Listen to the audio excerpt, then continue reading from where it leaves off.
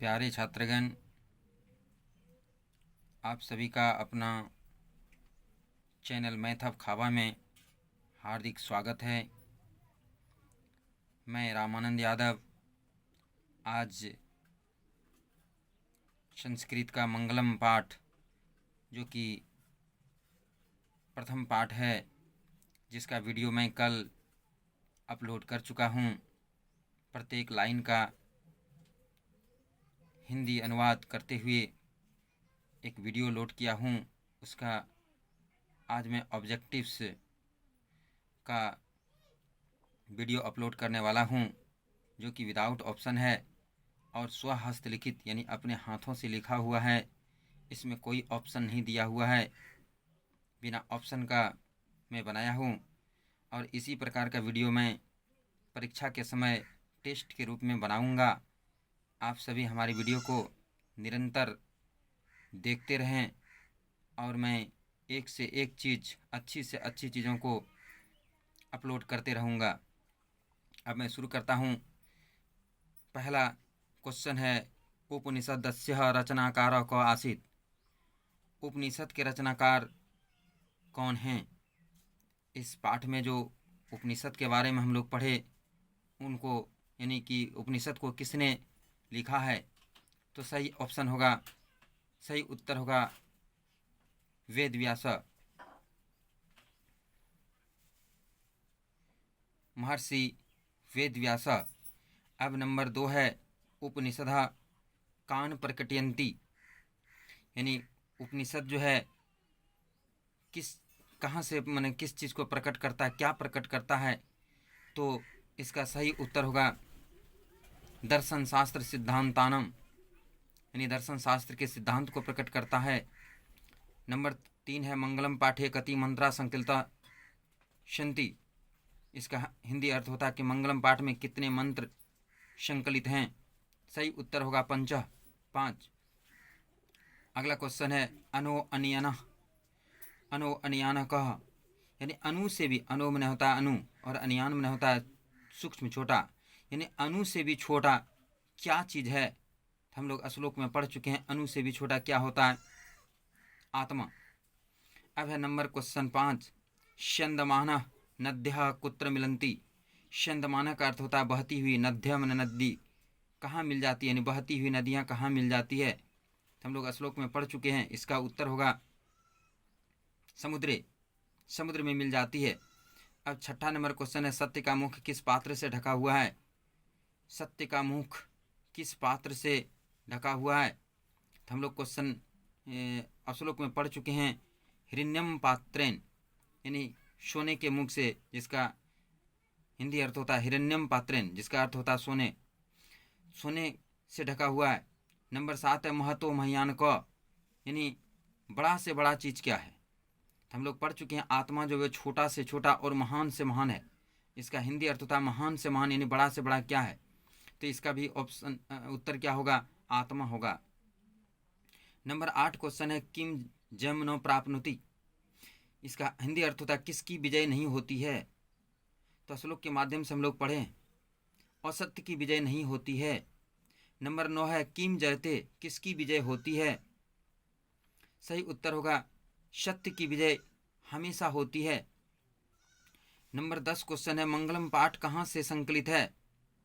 Question number 10 है, मंगलम पाठ कहाँ से संकलित है?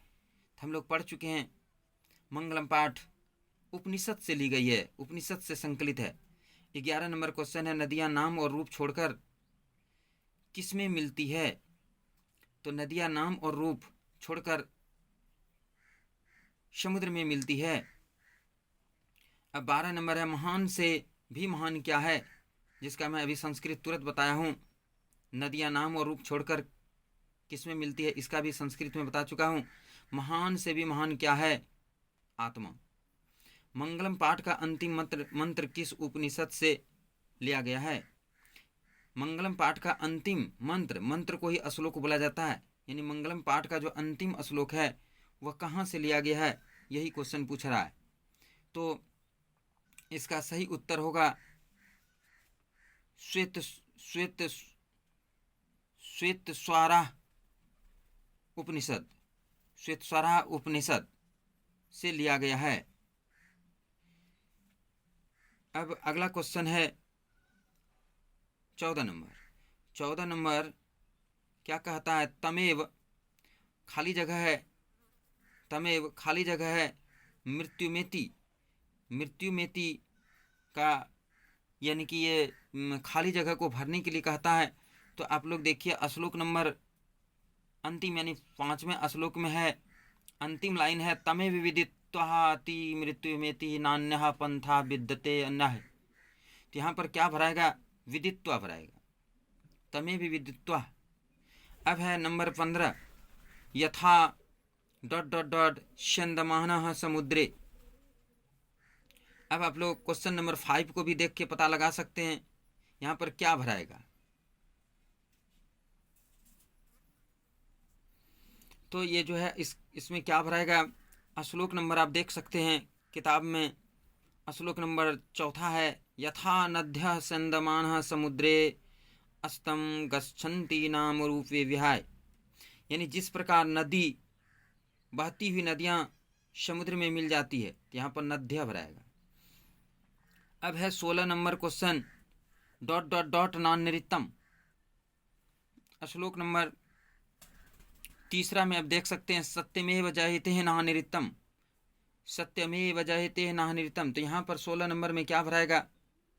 सत्यम जयते, यानी कि सत्य की विजय होती है और असत्य की विजय नहीं होती है। ना अमृतम माने इसकी होता है असत्य की विजय नहीं होती है। 17 नंबर क्वेश्चन है, ... सत्यः अस्थापिहितं गुहम। अब यहाँ पर क्या भराएगा? श्लोक नंबर 1 को देखिए, हिरण्येन पात्रेण सत्यः सपिहितं मुखम। यहाँ पर क्या भराएगा? हिरण्येन पात्रेण।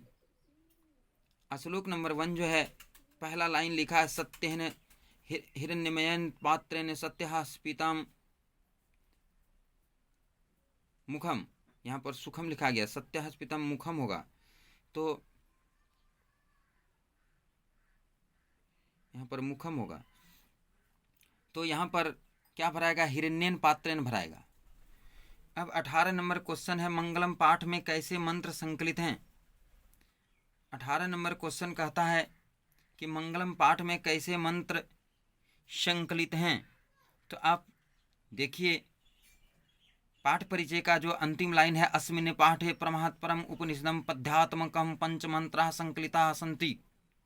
यानी इस पाठ में पद्यात्मक यानी पद्यात्मक मंत्र जो है 5 मंत्र जो है लिया गया है। यहाँ पर पद्यात्मक भराएगा। 19 नंबर, उपनिषदे कस्य महिमा प्रधान तया गीयते। उपनिषद में किसकी महिमा की प्रधानता का गुणगान किया गया है? तो वहीं पर है, सर्वत्र परम पुरुषस्य परमात्मनम महिमा प्रधानतया गीते। यानी परम पुरुष की महिमा का गुणगान किया गया है। उपनिषद में परम पुरुष परमात्मा की महिमा का गुणगान किया गया है। यहाँ पर उत्तर होगा परम पुरुष, परम पुरुषः। उत्तर होगा परम पुरुषस्य। तो 20 नंबर में क्या लिखा है? उपनिषदः कस्य अंतिम भागे अस्ति। उपनिषद जो है किसका अंतिम भाग है? उपनिषदः उपनिषदे कस्य अंतिम भागे अस्ति। तो इसका आंसर होगा दर्शन शास्त्रस्य। सॉरी, इसका आंसर गलत हो गया। इसका आंसर होगा उपनिषदः वैदिक वाग्य में अंतिम भागे, यानी वैदिक वाग्य यानी वैदिक शास्त्र का अंतिम भाग है। यहाँ पर वैदिक शास्त्र होगा। उपनिषदः कस्य अंतिमे भागे, अंतिम भागे अस्ति, पहला ही लाइन है, उपनिषदः वैदिक वाग्म्यः अंतिम भागे।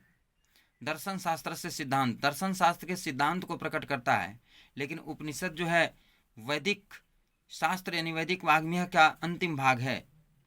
मंगलम पाठस्य रचनाकार को अस्ति। मंगलम पाठ के रचनाकार कौन है? आंसर होगा वेद व्यास। अब यहाँ पर मैंने इंड लिख दिया था, लेकिन फिर हमें कुछ क्वेश्चन का पता लगा कि ये सब भी क्वेश्चन हो सकता है, तो मैंने फिर ये जो है क्वेश्चन बनाया। 22 नंबर में है, मंगलम पाठ के कितने मंत्र हैं, इसका संस्कृत में बता चुका हूँ।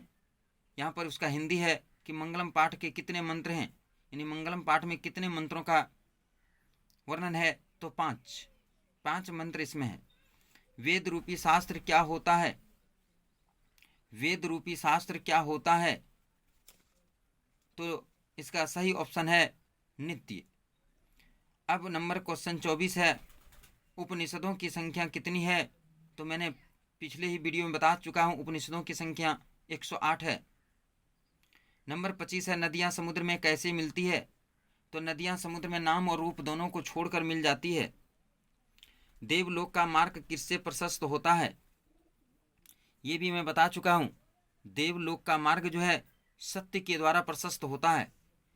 सत्य से ही देवताओं तक पहुँचने का रास्ता जो है मिलता है। सत्य न पंथा विततो देवयानो, सत्य से ही पंथा मन होता रास्ता, देवयाना मैंने देवलोक जाने का रास्ता जो है सत्य से ही प्रशस्त होता है। यह संसार किसके द्वारा अनुशासित है, यह संसार किसके द्वारा अनुशासित है, तो वहाँ पर पढ़ा चुके हैं, तेन परमात्मनम जगतविद व्यात्म अनुशासितम चास्ति।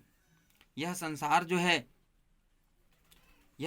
जो है परमात्मा के द्वारा अनुशासित है, यह संसार परमात्मा के द्वारा अनुशासित है। नंबर 8 है, वेद कितने प्रकार के होते हैं, तो आप लोग पहले से भी जानते होंगे, वेद 4 प्रकार के होते हैं। नंबर 19, सत्य धर्म की प्राप्ति के लिए हटा दें। आप लोग अश्लोक का हिंदी अब पढ़ेंगे तो पता लग जाएगा, सत्य धर्म की प्राप्ति के लिए किसको हटाना होता है, स्वर्ण पात्रेन, सत्य धर्म की प्राप्ति के लिए हटा दें स्वर्ण पात्रेन। नंबर 30 है, मंगलम पाठ का प्रथम मंत्र किस उपनिषद से लिया गया है, तो आप पहला श्लोक को देखिए, मंगलम पाठ का पहला श्लोक किस उपनिषद से लिया गया है, तो इसका सही उत्तर होगा ईशावास्य उपनिषद। नंबर 31 है और अंतिम क्वेश्चन है, प्राणी के हृदय रूपी गुफा में कौन विद्यमान है, तो श्लोक में पढ़ चुके हैं कि प्राणी के हृदय रूपी गुफा में आत्मा विराजमान है, आत्मा विद्यमान है। तो इस प्रकार से यहाँ पर मंगलम पाठ का ऑब्जेक्टिव समाप्त होता है। अब इसमें आप लोग अंतिम और शुरू यानी प्रथम और अंतिम श्लोक जो है किस उपनिषद से लिया गया है, मैंने तो इसको वीडियो में डाल दिया, लेकिन 3 जो है श्लोक छूट गया। दूसरा श्लोक जो है कठोपनिषद से लिया गया है, तीसरा श्लोक जो है मुंडकोपनिषद से लिया गया है, और चौथा श्लोक भी जो है मुंडकोपनिषद से लिया गया है। तो ये जो है 3 श्लोक के बारे में आप लोग याद रखिएगा, क्योंकि हो सकता है दूसरा श्लोक भी कभी कभी होता है, परीक्षा में पूछ दिया जाता है कि मंगलम पाठ का दूसरा श्लोक किस उपनिषद से लिया गया है, तीसरा श्लोक चौथा श्लोक को भी पूछ सकता है। तो यहाँ पर पहला और दूसरा तो मैंने वीडियो में डाल चुका हूँ, लेकिन दूसरा तीसरा और चौथा को भी मैं बता दिया। दूसरा कंठोपनिषद, तीसरा मुंडकोपनिषद और चौथा भी मुंडकोपनिषद से लिया गया है।